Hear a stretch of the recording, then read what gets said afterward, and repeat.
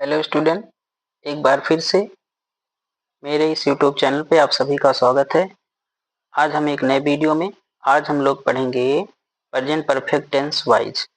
बहुत easy, passive सीखने के लिए बहुत इजी, बहुत आसान, क्योंकि इसमें हमको वर्ब की थर्ड फॉर्म ढूंढने की ज़रूरत नहीं होती है। क्योंकि प्रेजेंट परफेक्ट में आप लोग जानते हो कि सब्जेक्ट की वर्ब हमेशा पूर्ण होती है। तो आइए हम लोग इसका अफर्मेटिव का स्ट्रक्चर देखते हैं। सब्जेक्ट कौन सा जो एक्टिव वॉइस में जिस पे क्रिया होगी। अकॉर्डिंग टू सब्जेक्ट हम हैज ऑब्लिक हैव, मतलब सिंगुलर होगा हैज, प्लूरल होगा हैव। बस हमको बीन लाना है। याद रखिएगा जितने भी परफेक्ट टेंस हैं पास्ट प्रेजेंट फ्यूचर के, बगैर बीन के उनकी पैसिव नहीं बनेगी। वर्ब की third form by object other word. तो पहला एग्जांपल जैसे मैंने एक्टिव में लिखा है, he has done his works today.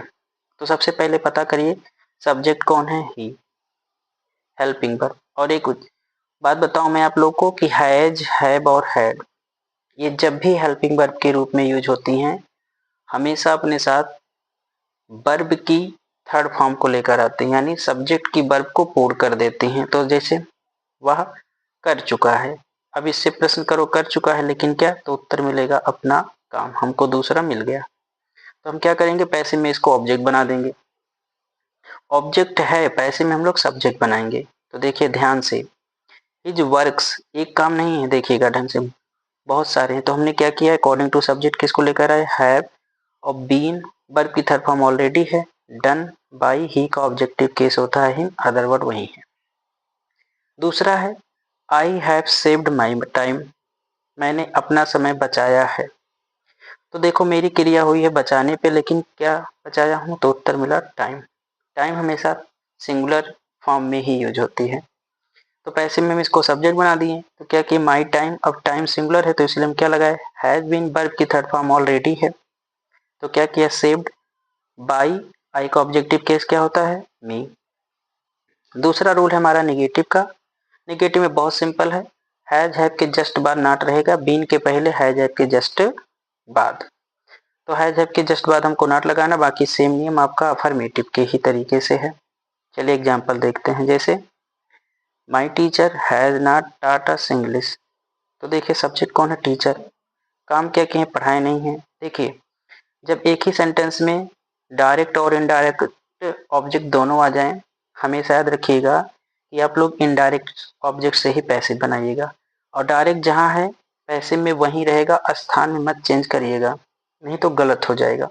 जैसे अध्यापक नहीं पढ़ाए, किसे प्रश्न किया गया, किसे, तो उत्तर मिला हमें, क्या नहीं पढ़ाए, इंग्लिश। देखो दोनों, क्या का भी प्रश्न करने पर उत्तर मिल रहा है और किसे का भी प्रश्न करने पर।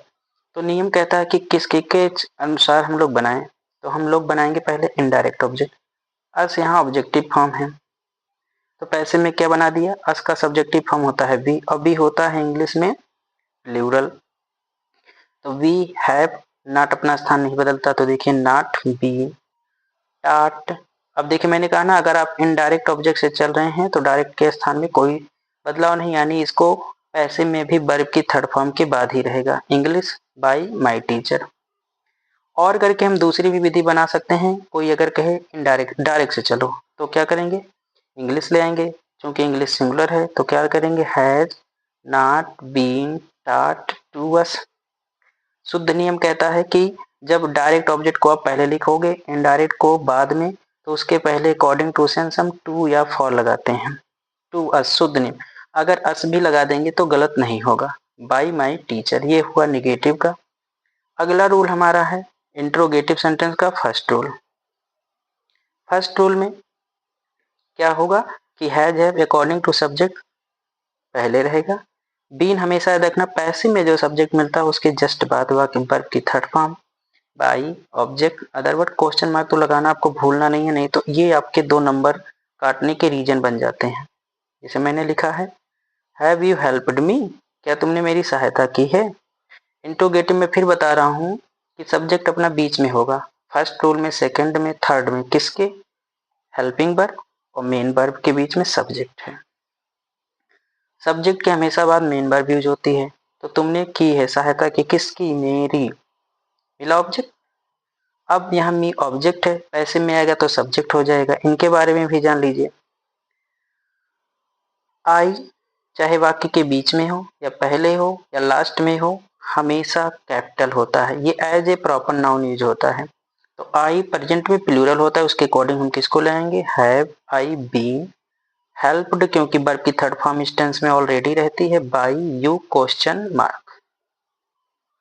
दूसरा एग्जाम्पल हमारा है has the gardener plugged the beautiful flowers in the garden. इतना बड़ा सेंटेंस है, घबराने की कोई जरूरत नहीं। जो स्ट्रक्चर बता रहा हूं कि पहले हेल्पिंग वर्ब देखो, मेन वर्ब देखो, सब्जेक्ट आपको मिल गया। गार्डनर माली बगीचे में सुंदर फूल तोड़ लिया है, तो तोड़ क्या काम किया है? तोड़ने का। क्या तोड़ा? The beautiful flowers. ये अपना ऑब्जेक्ट है इतना, क्योंकि क्रिया इसकी इसी पे हो रही है। तो हम क्या करेंगे? ब्यूटीफुल फ्लावर्स के अकॉर्डिंग हम किसको लाएंगे? हैव, चूंकि फ्लावर्स प्लूरल है। Have the beautiful flowers been plugged by the gardener in the garden question mark. अगर किसी को भी किसी रूल में कोई प्रॉब्लम हो तो कमेंट बॉक्स में जरूर कमेंट करके बताएं और वीडियो को लाइक और सब्सक्राइब करें। Thank you.